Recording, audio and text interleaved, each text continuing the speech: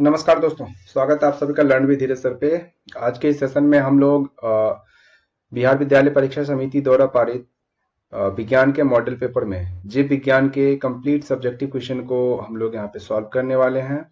और आशा करते हैं कि अभी जो हमारा सीरीज चल रहा है मैथ्स के कंप्लीट रिवीजन का, वो आप सभी को अच्छा लग रहा होगा और आज का जो ये सीरीज होगा वो भी आपको अच्छा लगेगा। अगर ये सीरीज आपको अच्छा लगे तो आप इस वीडियो को लाइक जरूर करें और चैनल को सब्सक्राइब जरूर करें। तो चलिए बिना डिले किए हम इस सेशन को स्टार्ट करते हैं। So this is our first question. अपना पहला प्रश्न है कि किण्वन क्या है। ठीक है जी, ये रहा अपना पहला क्वेश्चन कि किण्वन क्या है। तो यह कहाँ होता है। तो किण्वन एक प्रकार का अवायवीय श्वसन है।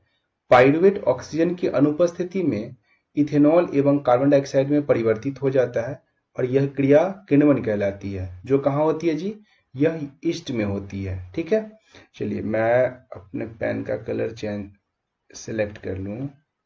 ठीक है, अब देखिए नेक्स्ट है कि श्वसन और प्रकाश संश्लेषण में अंतर स्पष्ट करें। तो श्वसन की अगर हम बात करें तो देखिएगा, श्वसन क्या है, श्वसन एक अपचयी प्रक्रम है, जबकि प्रकाश संश्लेषण क्या है, एक उपचयी प्रक्रम है। देखिए अपचयी उपचयी प्रक्रम का थोड़ा सा आप कॉन्सेप्ट क्लियर कर लीजिएगा। अपचयी मतलब ऐसी क्रिया जिसमें चीजें ना टूट रही है। टूटने का देखो, अब मोटा मोटी पकड़ो, आपको ये नहीं याद करना है ऑक्सीकरण अवकरण, हो सकता है कि आप थोड़ा सा कंफ्यूज हो जाओ। अपचयी में जब चीजें टूटती है और उपचयी में चीजें जुटती है। तो प्रकाश संश्लेषण एक उपचयी प्रक्रम है और श्वसन एक अपचयी प्रक्रम है। सेकंड देखिए, श्वसन में ऑक्सीजन का इस्तेमाल होता है। बिल्कुल, श्वसन में ऑक्सीजन का इस्तेमाल होता है, जबकि प्रकाश संश्लेषण में कार्बन डाइऑक्साइड का इस्तेमाल होता है। नेक्स्ट है आपका कि श्वसन में जैव ऊर्जा उत्पाद का एकमात्र शासन है, तो साधन है। तो श्वसन क्या है जी, जैव ऊर्जा उत्पाद का एकमात्र साधन है, जबकि प्रकाश संश्लेषण क्या है, भोजन उत्पाद का एकमात्र साधन है। अच्छा देखिए, एक आधा बात और आप इसमें लिख सकते हैं। हालांकि 2 अंक का था ये क्वेश्चन, इसलिए मैंने ज्यादा पॉइंट नहीं लिखा। इसमें देखिए ये भी हो सकता है कि जो प्रकाश संश्लेषण की क्रिया है वो केवल और केवल सूर्य के प्रकाश यानी कि सुदिन में हो सकता है, जबकि श्वसन दिन और रात दोनों में संभव है। ठीक है, तो इस तरीके से आप इसमें लिख सकते हैं।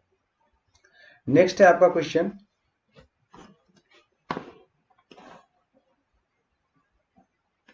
ये रहा। नेक्स्ट क्वेश्चन है कि पैरामीशियम में भोजन कैसे पहुंचता है। तो देखिए इस टॉपिक से, यानी कि जब आप पोषण चैप्टर कंप्लीट कर रहे होगे ना, तो इसमें एक पैरामीशियम हो गया और सेकंड थिंग आपका एक अमीबा में पोषण का भी आपको पढ़ना है। तो पैरामीशियम की अगर हम बात करें तो पैरामीशियम का जो भोजन होता है ना, अंतर्ग्रहण शरीर के एक निश्चित स्थान से होता है। जस्ट लेट सपोज कि अगर ये देखिए, अगर मैं इसे इस तरीके से पैरामीशियम कंसिडर करूं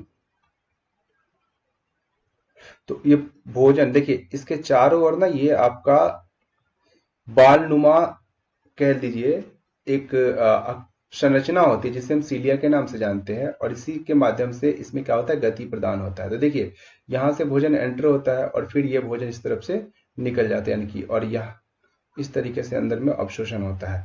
तो आप ये समझ लीजिए कि उनका शरीर क्या होता है जी, सीलिया द्वारा ढका होता है और इसमें लगातार होने वाली गति भोजन को कोशिका मुख की ओर क्या करती है, ले जाती है। अगला क्वेश्चन है कि जीवधारियों के लिए पोषण क्यों अनिवार्य है। तो इसका आंसर देखिए क्या होगा। सबसे बड़ी बात तो पोषण की क्रिया अगर हम समझते हैं तो इतना समझिए कि पोषण के बिना कोई काम संभव ही नहीं है। तो क्यों अनिवार्य है, अभी हम पोषण पे नहीं बात करेंगे, हम बात करेंगे अनिवार्य क्यों है। तो देखिए जीवधारियों के लिए पोषण निम्न क्रियाओं के लिए आवश्यक है, जैसे कि ऊर्जा उत्पादन के लिए, शरीर में टूट फूट की मरम्मत के लिए, वृद्धि के लिए और उपापचयी क्रियाओं के नियंत्रण के लिए। नेक्स्ट क्वेश्चन हमारा है कि दीर्घरोम क्या है। तो छोटी आंत यानी कि स्मॉल इंटेस्टाइन, जिसको हम क्षुद्रांत भी कहते हैं, कि भीतरी दीवार पर कई उंगली जैसी परियोजनाएं पाई जाती है, संरचनाएं पाई जाती है, और इस संरचनाएं के या फिर इस परियोजनाएं जो होती हैं, इन उंगलियों के अग्रभागों के, यानी कि जैसे लेट सपोज कि ये इस प्रकार की संरचना है, तो इसके जो आगे का हिस्सा है ना, इस आगे के हिस्से को क्या कहते हैं हम लोग, दीर्घरोम कहते हैं, यानी कि इसे दीर्घरोम कहा जाता है। इसका सबसे महत्वपूर्ण जो काम क्या है दीर्घरोम का, समझिएगा, यह भोजन का जो अवशोषण होता है ना, इसको तेज करता है, या फिर यूं कह ले कि भोजन के अवशोषण को या फिर अवशोषित भोजन को डायरेक्ट आप क्या कह लीजिए कि रक्त प्रवाह में क्या करता है, उसको अवशोषण करता है। ठीक है जी। तो इसे हम लोग ऐसे कह सकते हैं कि छोटी आंत की भीतरी दीवार पर कई उंगली जैसी परियोजनाएं पाई जाती हैं। इन अंगुलियों के अग्रभागों को दीर्घरोम कहा जाता है। पचे हुए भोजन में मौजूद पोषक तत्व दीर्घरोम के माध्यम से रक्त प्रवाह में अवशोषित हो जाते हैं। दीर्घरोम छोटी आंत के सतह क्षेत्र को बढ़ाते हैं, जो अधिक अवशोषण की सुविधा देता है। यानी कि इतना आप समझ लीजिए कि दीर्घरोम के माध्यम से भोजन का अवशोषण समुचित तरीके से और अच्छे तरीके से होता है। अगला है क्वेश्चन आपका कि एथिलीन को फल पकाने वाला हार्मोन क्यों कहा जाता है। तो देखिए, एथिलीन पौधों के तनों के अग्रभाग में बनता है और विसरित होकर फलों को पकाने में क्या करता है जी, मदद करता है। अतः इसे फल पकाने वाला हार्मोन कहते हैं। नेक्स्ट क्वेश्चन है अपना कि प्रकाशानुवर्तन क्या है। तो प्रकाशानुवर्तन, इसे करने से पहले आप थोड़ी सी बातें समझ लीजिए। देखिए, होता क्या है कि पौधे जनरली क्या करते हैं ना कि उन्हें सूर्य का प्रकाश जिस दिशा में मिलेगा ना, पौधे उस दिशा में अपना ग्रो करना, लेट सपोज कि एक प्लांट है, तो अगर सनलाइट इधर से आएगा तो पौधे इस तरफ ग्रो करना स्टार्ट कर देते हैं। तो इसी बात को यहाँ पे हम लोग समझते हैं। किसी जीव की ऐसी वृद्धि जो प्रकाश उद्दीपन से प्रभावित हो, यह सबसे अधिक कहाँ होता है। तो यह सबसे अधिक पौधों में देखा जाता है, जो अक्सर सूर्य जैसे प्रकाश स्रोतों की दिशा में बढ़ते हैं। इसे ही क्या कहा जाता है, इसे ही प्रकाशानुवर्तन कहा जाता है। नेक्स्ट क्वेश्चन है समजात अंग क्या है।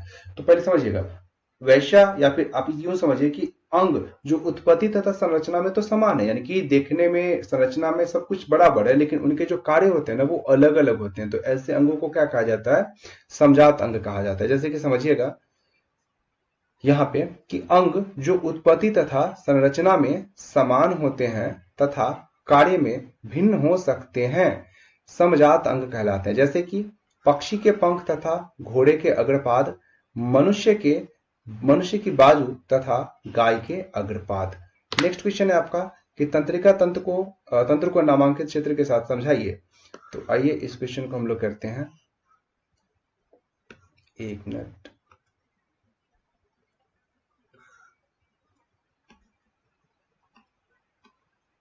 ओके, देखिए, तंत्रिका तंत्र क्या होता है। तो जिस तंत्र के द्वारा विभिन्न अंगों का नियंत्रण और अंगों और वातावरण में सामंजस्य स्थापित होता है, उसे तंत्रिका तंत्र कहते हैं। ठीक है जी, नर्वस सिस्टम कहते हैं।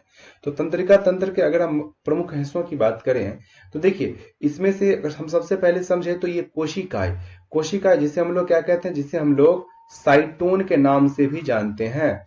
ठीक है जी। कोशिकाएं के बाद का हिस्सा क्या आता है आपका, ये रहा केंद्रक। केंद्रक के बाद क्या आता है जी, एक्सॉन। देखिए, ये कोशिकाएं से निकल जितनी मतलब इस कोशिकाएं से क्या होता है ना कि पतले पतले तंतु इस तरीके से निकलते हैं। जैसे ये हुई कोशिकाएं ना, तो यहाँ से पतले पतले तंतु इस तरीके से निकलते हैं, यहाँ से इस तरीके से पतले पतले तंतु निकलते हैं। तो इस तंतु में वो तंतु जो सबसे लंबा होता है, वही तंतु क्या कहलाता है जी, ये वही तंतु आपका कहलाता है एक्सॉन।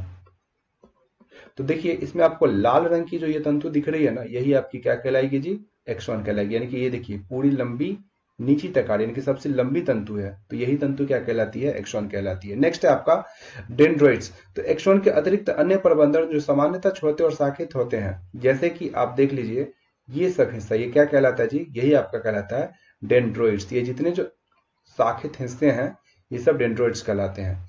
नेक्स्ट आपका सूत्र युग्मन गांठें। तो सूत्र युग्मन गांठें क्या होती हैं जी, एक्सॉन क्या होता है कि अपने अंतिम छोर पे जाके ना, जैसे ये तो सीधा कर अंतिम छोर पे जाके ऐसे फैल गया, और जैसे ही फैलता है तो इसके जो अंतिम सिरे होते हैं ना, यहाँ पे छोटी छोटी गांठें हो जाती हैं। जैसे कि आप यहाँ पे देख सकते हैं, ये देखिए, ये यहाँ पे जो छोटी छोटी गांठें हो जाती है, और यही गांठें क्या कहलाती है आपको, यही गांठें कहलाती है सूत्र युग्मन गांठें।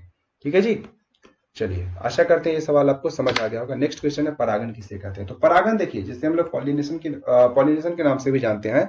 तो पौधों में पराग कण का नर भाग से मादा भाग पर स्थानांतरण ही क्या कहलाता है जी, परागन कहलाता है, पॉलिनेशन कहलाता है। ये क्रिया दो प्रकार से हो सकती है, या फिर आप कह सकते हैं कि इनके दो भेद होते हैं। एक हो गए स्वपरागन, यानी कि वैसी क्रिया जिसमें फूल में परागन उसी के पराग द्वारा होता है, यानी कि एक पौधे में जो परागन की क्रिया होगी ना उसी के पराग द्वारा होगी। लेकिन जो पर परागन होता है ना, उसमें जो परागन की क्रिया होती है ना, यानी कि ऐसा नहीं कि हम बात कर रहे हैं कि उसी जाति के दूसरे पौधे में, लेट सपोज कि यह एक प्लांट है, यह एक प्लांट है और यह एक दूसरा प्लांट है सेम जाति के, तो यहां से अगर इस प्लांट से इस प्लांट पे परागन की क्रिया हो रही है ना, तो ये किसी अन्य माध्यम से हो रही है। और वो माध्यम जिस माध्यम से भी होती है ना, यानी कि उस माध्यम को हम लोग क्या कह लेते हैं, या फिर उस विधि को क्या कह लेते हैं, पर परागन विधि कह लेते हैं। तो स्वपरागन देखिए किन पौधों में होता है, तो मुख्यतः सदाबहार, पैंजी, गुल मेहंदी, मूंगफली इत्यादि। यानी कि ये सारे में क्या होती है जी, इसमें स्वपरागन की क्रिया हो रही है। और पर परागन की हम बात करें तो इसमें क्या हो जाएगा, जैसे कि कीट द्वारा, तो कीट द्वारा कहाँ कहाँ होते हैं जी, सूरजमुखी, गेंदा, सालविया इत्यादि के पौधों में। अगर हम वायु द्वारा बात करें तो मक्का, गेहूं, धान, घास इत्यादि में। ठीक है जी। तो ये था आपके कंप्लीट मॉडल पेपर के क्वेश्चन और उसके सोल्यूशन। आशा करते हैं कि आपको चीजें अच्छी लगी। देखिए, अगर आपको चीजें अच्छी लगी तो आप चैनल को सब्सक्राइब जरूर करें, और आपका जो भी सजेशंस हो आप हमें कमेंट करके जरूर बताएं। आपके सारे सजेशंस को मैं इम्प्लीमेंट करने की कोशिश करूंगा, और आपके जो भी ऐसा लगता है कि कुछ इम्प्रूवमेंट की आवश्यकता है तो आप हमें जरूर बताएं, हम उस पर भी काम करेंगे। ठीक है जी। चलिए, वीडियो अच्छा लगे लाइक करें, चैनल सब्सक्राइब करें। तब तक के लिए धन्यवाद। जय हिंद।